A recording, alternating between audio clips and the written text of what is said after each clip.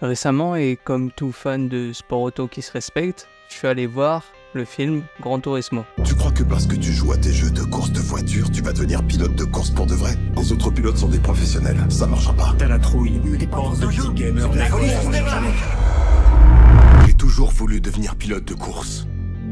Je vais le faire, que tu crois en moi ou pas. J'ai couru 1000 fois sur ce circuit en jouant. Laisse-moi conduire à ma façon. C'est plus facile avec un joystick, hein? C'est pas un jeu vidéo. C'est la réalité. Et je pense qu'en sortant, on s'est tous dit la même chose. Moi aussi, je veux devenir pilote. Moi aussi, je veux devenir comme Yann. Moi aussi, je veux être le meilleur sur un jeu et gagner une sélection comme la GT Academy pour devenir pilote de course. T'es pris dans un élan de motivation mélangé à de l'excitation parce que ce film t'a vraiment inspiré. Ça a débloqué quelque chose en toi et maintenant, tu penses que c'est possible. Mais tu découvres que la GT Academy, en fait, ça n'existe plus. Et là viennent les premières questions, les premiers doutes. Comment on fait alors? Est-ce que c'est toujours possible? Est-ce qu'on peut passer du virtuel au réel, même sans la GT Academy? Parce qu'on va pas se mentir, la GT Academy, c'était quand même hyper cool. Tu participes à une sélection sur Gran Turismo, si t'es assez bon, tu te qualifies pour des courses préliminaires. Après ça, si t'as convaincu des juges, tu peux faire partie des 36 sim racers qui iront au Royaume-Uni, à Silverstone, au camp Nissan, pour être préparés, formés et entraînés pour la grande finale. Et si tu gagnes, on t'offre la chance de devenir un pilote professionnel. À l'époque, le concept est révolutionnaire parce que personne n'a jamais osé faire ça, n'a jamais osé penser ça, et encore moins une marque établie comme Nissan. Avec la GT Academy, on t'offrait la possibilité de réaliser ton rêve de devenir pilote professionnel. Malheureusement, aujourd'hui, la GT Academy n'existe plus depuis 2016, mais elle laisse derrière elle un héritage important dans le monde du sport automobile. La GT Academy a permis de montrer que le sim racing, ça pouvait être une plateforme pour recruter de nouveaux pilotes et que les sim racers n'étaient pas que des simples joueurs. Mais maintenant que la GT Academy est terminée, comment on fait pour devenir pilote? Parce qu'en soi, c'est ça qui nous intéresse. Est-ce qu'il y a d'autres moyens qui existent pour passer du virtuel au réel? Honnêtement, moi je pense que oui. C'est loin d'être un chemin facile, mais c'est possible. Déjà, depuis 2020, l'industrie du sim racing a connu un réel boom de popularité, notamment à cause ou grâce au Covid. Le sim racing est devenu quelque chose à la mode. Maintenant, pratiquement tout le monde trouve ça normal d'avoir un simulateur chez soi. Mais c'était pas du tout le cas avant. Quand j'ai commencé le sim racing en 2014, il y a presque 10 ans maintenant, quand je disais à mes potes que je faisais des courses d'endurance de 6 heures, 12 heures, voire 24 heures même sur mon simulateur, ils me prenaient pour un taré. À l'époque, le sim racing, c'était encore un peu ce truc obscur où seuls les plus mordus, les plus passionnés de courses automobiles se réunissaient pour courir sur les circuits virtuels. C'est pour ça que la GT Academy, c'était si révolutionnaire, parce que ça a été lancé en 2008, et à cette époque-là, je sais même pas si le mot sim racing existait déjà à ce moment-là. Quand j'ai commencé, il n'y avait pas beaucoup de joueurs, il y avait très peu d'événements et très peu de retransmission des courses. Alors qu'aujourd'hui, même pour les plus petites courses, il y a un live, il y a une organisation, il y a des équipes qui sont engagées. En fait, le sim racing aujourd'hui, c'est devenu tellement gros que c'est devenu une discipline à part entière. Et là, tu dois te dire, mais Guillaume, moi je m'en fous du sim racing d'avant. Moi, ce que je veux savoir, c'est si je peux devenir pilote. J'y viens, 2 minutes, ça arrive. Je mets juste un peu de contexte. Pour monter une équipe de sim racing professionnelle aujourd'hui,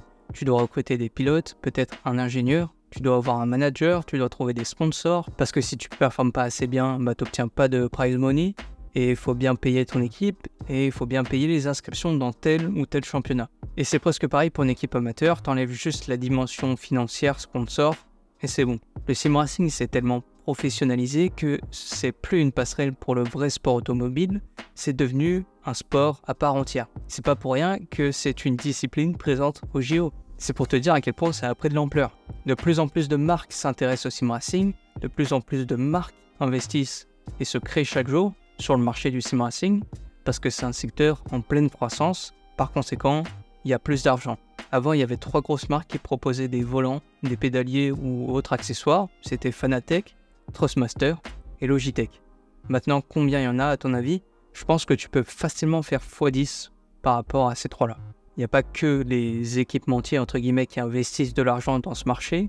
Il y a aussi les grandes marques automobiles, Ferrari, Porsche, Alpine, Mercedes, pour ne citer que, qui font des partenariats avec des structures e-sport pour s'occuper des performances sur les circuits virtuels ou qui créent directement leur propre structure e-sport et décident de gérer eux-mêmes leur structure en interne. Par exemple, on a le cas avec Alpine qui délègue entre guillemets la section e-sport à la structure Race Clutch pour le championnat des F1 eSport Series. On a le même cas avec Porsche qui est en partenariat avec l'équipe Coanda. L'équipe Coanda représente Porsche sur e-Racing, R-Factor 2 et Range Sport.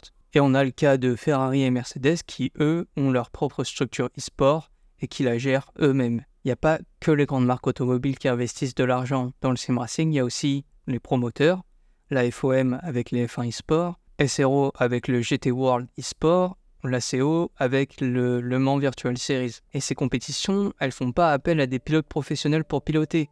Non, elles font appel à des sim racers professionnels pour qui c'est leur métier de s'entraîner et de délivrer la meilleure performance sur les circuits virtuels pour leur équipe.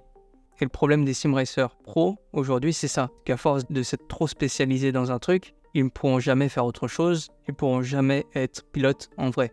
Parce qu'ils ont cette étiquette de sim racer professionnel, et les équipes e-sport ne voient pas l'intérêt de faire rouler leur sim racer en vrai. Parce qu'il y a une chose qu'il ne faut pas oublier, et je déteste dire cette phrase, mais c'est la vérité, c'est ceux qui ont l'argent, qui ont le pouvoir. Encore plus en sport auto. Donc si ceux qui ont l'argent, et qui les sponsors, les promoteurs, etc., ne voient pas l'intérêt à te faire passer de l'autre côté de l'écran, alors tu n'iras pas, tout simplement. S'ils n'y voient pas d'intérêt, s'ils n'y voient pas de retour sur investissement, ils ne le feront pas. Pourtant, il existe des sim racers professionnels qui ont réussi à passer de l'autre côté et qui ont démontré que les sim racers pouvaient être bons, voire meilleurs que certains pilotes professionnels. C'est le cas de James Baldwin, de Tim Heinemann, d'Igor Fraga ou encore de Shem Bolukbasi. Ces gars-là, pour beaucoup de sim racers, ce sont des exemples. Déjà parce qu'ils sont ultra rapides sur simu, mais aussi et surtout parce qu'ils ont roulé en vrai et qu'ils sont aussi rapides en vrai qu'en simu. Mais ces gars-là, ce ne sont pas des joueurs comme toi et moi. Ce ne sont pas des gars qui ont commencé avec le sim racing parce qu'ils avaient que ça comme solution. Ce sont des gars qui ont commencé par le karting, puis ont fait de la voiture pour certains. James Baldwin a commencé en karting, puis il a fait de la Formule Ford avant de commencer le sim racing. Tim Heinemann a fait du karting au niveau national avant de commencer à jouer sur Race Room. Tout comme Igor Fraga qui lui aussi a fait du karting au niveau national avant de jouer à Gran Turismo. Et on a Shem Bolukbasi qui est plus un pilote qu'un sim racer puisqu'il a roulé jusqu'en Formule 3 avant de se qualifier au F1 eSport Series.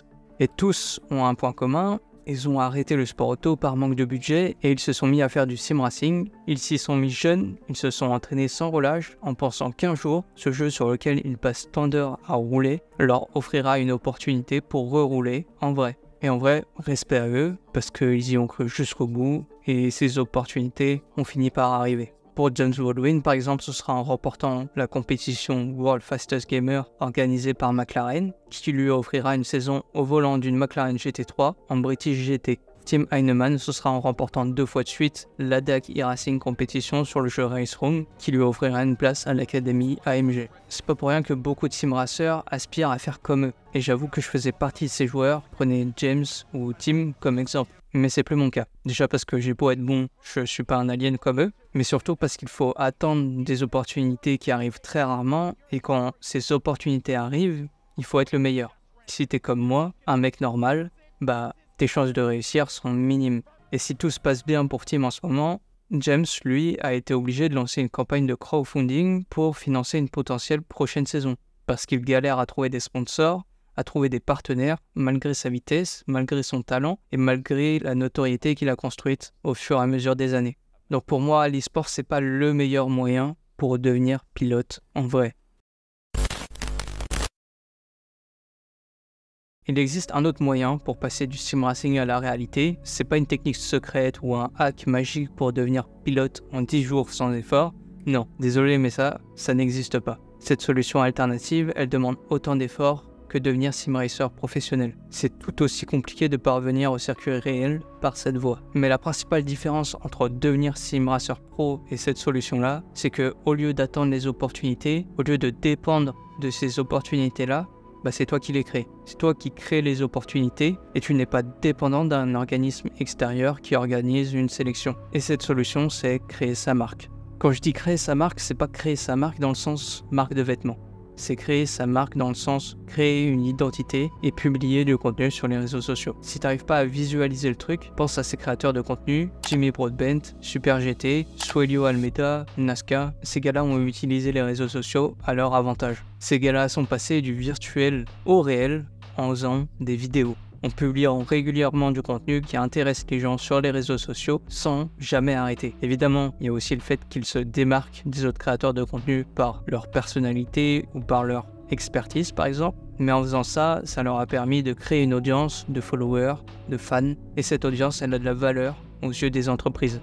Tu te rappelles ce que j'ai dit plus tôt? C'est ceux qui ont l'argent qui ont le pouvoir. Et il y a des chances que ces gens qui ont l'argent soient propriétaires d'une ou plusieurs entreprises. Et à l'heure où les entreprises se battent pour avoir l'attention des consommateurs, pour avoir ton attention, avoir une audience, c'est très intéressant pour ces entreprises. Ça a de la valeur. C'est pas pour rien que tu vois des hashtag ads ou des mentions collaboration commerciale dans beaucoup de contenus que tu regardes. D'ailleurs, cette vidéo est sponsorisée par... Non, je plaisante. J'ai pas encore de sponsor. Parce que pour les entreprises, avoir recours à des influenceurs, à des créateurs de contenu, c'est le meilleur moyen d'obtenir de nouveaux clients. Dit nouveaux clients, dit plus de commandes, dit plus de ventes et logiquement plus de chiffres. Vu qu'il y a plus de clients, il y a plus de monde qui connaît cette entreprise et donc cette marque se crée une réputation. À ton avis, pourquoi Moza sponsorise Jimmy Broadbent? Pourquoi Bill Stein sponsorise Jimmy, Super GT et Misha dans leur quête des 24 heures du Nürburgring? Parce que ces entreprises, elles y voient un intérêt. Elles y voient un intérêt dans l'audience de ces créateurs. Mais avant d'en arriver là, évidemment, il faut créer cette audience. Ça demande des efforts, ça demande beaucoup de temps. Il faut trouver des idées de contenu qui plaisent aux gens. Il faut faire les miniatures, le montage, il faut enregistrer. Et il y a plein de gens qui sont pas prêts à faire ces efforts. Et c'est pareil pour devenir SimRacer Pro. La majorité d'entre nous, on n'est pas prêt à s'entraîner pendant des heures, à lire la télémétrie, à trouver le setup parfait. Et c'est normal, il n'y a qu'une minorité qui réussira parce que la majorité n'est pas prête à prendre ce risque pour un résultat aussi incertain. Mais ceux qui prendront ce risque, ils auront forcément plus de chances de réussir. Tout ça pour te dire qu'il y a deux voies pour passer du virtuel au réel. La première en devenant SimRacer Pro et la deuxième en devenant un créateur de contenu. Normalement, tu as compris quelle voie j'ai choisi, mais toi, tu choisis laquelle? Bon les gars, c'est tout pour cette vidéo, j'espère qu'elle t'aura plu. Tout ça, c'est basé sur mon ressenti, mon expérience au sein de la communauté SimRacing au cours de ces 10 dernières années. Tu peux être d'accord, tu peux ne pas être d'accord. Si c'est le cas, tu peux partager ton avis dans les commentaires. C'est fait pour ça, c'est fait pour échanger, pour discuter. Et si tu penses que j'ai oublié quelque chose, qu'il y a un troisième moyen ou qu'il y a même 300 autres moyens de passer du virtuel au réel, n'hésite pas. Ce sera utile à tout le monde qui regarde cette vidéo. Et à moi aussi d'ailleurs, parce que si tu me suis, c'est certainement que tu as le même objectif que moi, ou alors que ça t'intéresse de voir comment j'évolue. Donc n'hésite pas, on est ensemble dans cette aventure, et voilà. Abonne-toi pour suivre la suite, mets la cloche, le like, tout ça, tous ces trucs de youtubeurs. Allez, j'arrête là pour aujourd'hui, on se dit à plus sur la piste les gars, ciao.